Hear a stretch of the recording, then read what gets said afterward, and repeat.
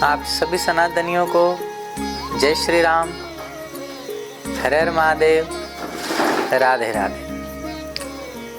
मैस्टिकल of life के आज के एपिसोड में हम जानेंगे कि सनातन धर्म में के जितने भी शुभ कार्य हैं, यज्ञ हो, पूजा पाठ हो, व्रत हो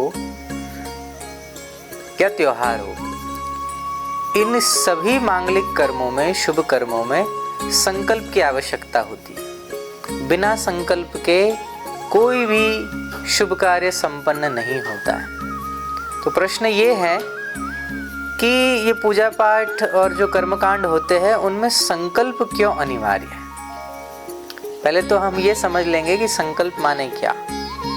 माने जो कोई भी हम शुभ कार्य करने वाले हैं, वो फिर यज्ञ हो, दान हो, दान भी बिना संकल्प के नहीं होता, यज्ञ बिना संकल्प के नहीं होता, विवाह में जो पूजा होती है वो भी बिना संकल्प के नहीं होती, कोई भी एकादशी जैसा व्रत भी बिना संकल्प का नहीं होता है, तीज हो या हरतालिका आदि तीज हो, अक्षय तृतीया का जो व्रत हो, कोई भी व्रत, कोई भी शुभ कार्य, कोई भी कर्मकांड बिना संकल्प का नहीं होता है।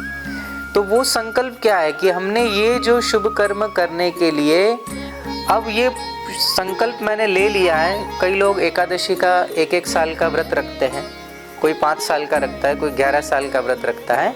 तो वो संकल्प को पूर्ण करने की जो धारणा शक्ति है, ये मैं करके ही रहूँगा, उसी को संकल्प कहते हैं। यही धारणा शक्ति संकल्प है। और संकल्पित होकर जब व्यक्ति करता है, कोई व्रत ले लेता है, कोई नियम ले लेता है, तो फिर उसको पूर्ण करना ही होता है। और संकल्प कैसे लिया जाता है? बोले अंजुलि में जल लिया जाता है और हाथ में जल रखकर ही संकल्प होता है। जैसे बहुत प्रचलित कथा आती है श्रीमद् भागवत महापुराण में कि भगवान के 24 अवतारों में से एक अवतार जो वामन भगवान का अवतार हुआ, उसमें वामन भगवान राजा बलि से 3 पग पृथ्वी देने का संकल्प मांगते हैं। और राजा बलि हाथ में जल लेकर संकल्प करता है कि आप जितनी भूमि कहोगे या जितना जो कहोगे वो मैं आपको देने के लिए संकल्पबद्ध हूँ। और जल जैसे ही भूमि पर रखते हैं, भूमि पर छोड़ते हैं, तो संकल्पित हो गए। और हमारे यहाँ माना जाता है कि अपसु वै वरुण तथा अनृते खलु वै क्रियमाणे वरुणो गृह्णाति के वेद कहते हैं कि जल में वरुण देव का निवास माना गया है। अतः उसे ग्रहण करके संकल्प का पालन करने वाले को, जो जल को ग्रहण कर ले और फिर संकल्प करे और वो संकल्प न पूर्ति करे, तो वरुण देव उसको कठोर दंड देते हैं। इसलिए हाथ में जल रखकर संकल्प लिया जाता है कि अगर मैं न कर पाऊं तो ये जल साक्षी है, माने वरुण देव साक्षी है और ये वरुण देव मुझे अति बड़ा दंड देंगे।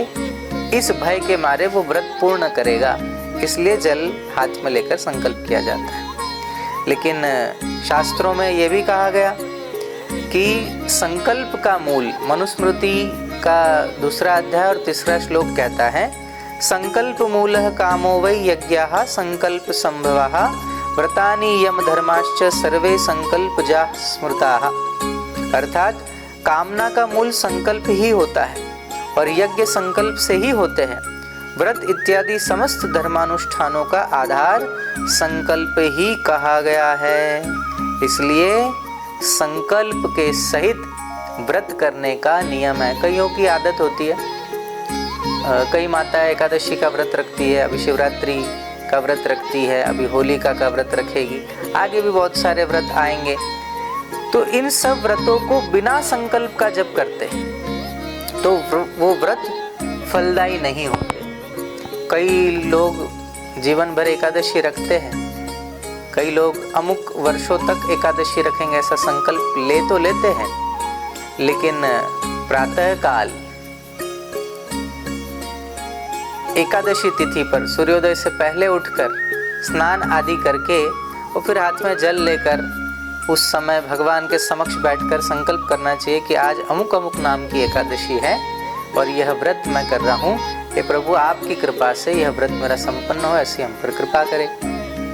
जब आप संकल्प ले लोगे और कोई भूदेव है, वेदों का जानकार है, कर्मकांड आता जाता हो, ऐसे ब्राह्मण से अगर आप करा लो तो बहुत अच्छा। नहीं तो संकल्प विष्णु श्रीमद् भगवतो उस श्लोक के माध्यम से भी आप संकल्प कर सकते हैं और वहाँ देश काल वस्तु योग करण संवत्सर गोत्र अपना नाम आदि लेकर फिर ये व्रत हम किस निमित्त से कर रहे हैं वो निमित्त आदि कहकर हमें उस व्रत का ग्रहण करना चाहिए और फिर विधिवत पारण भी करना चाहिए। तो संकल्प की बड़ी महिमा है। जो बिना संकल्प का व्रत करते हैं ऐसे लोगों को ही निराशा हाथ लगती है। कई लोग कहते हैं हम अमुक प्रकार का व्रत कर रहे हैं फिर भी स्वामी जी हमारे जीवन से दुख क्यों नहीं गया।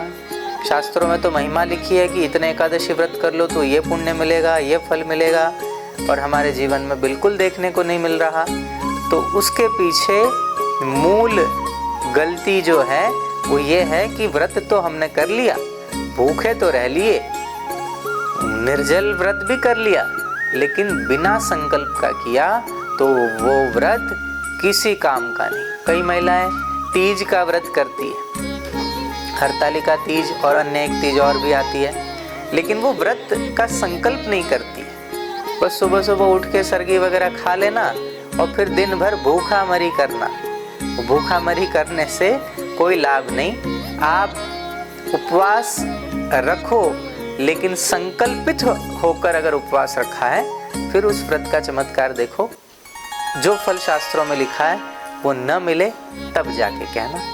तो सनातन धर्म की परंपराएं सब वैज्ञानिक आधार है उनका, इसलिए उसका पालन करें और पुण्य लाभ प्राप्त करें। जय माँ भारती। सभी को राधे राधे, जय सिया राम, हर हर महादेव।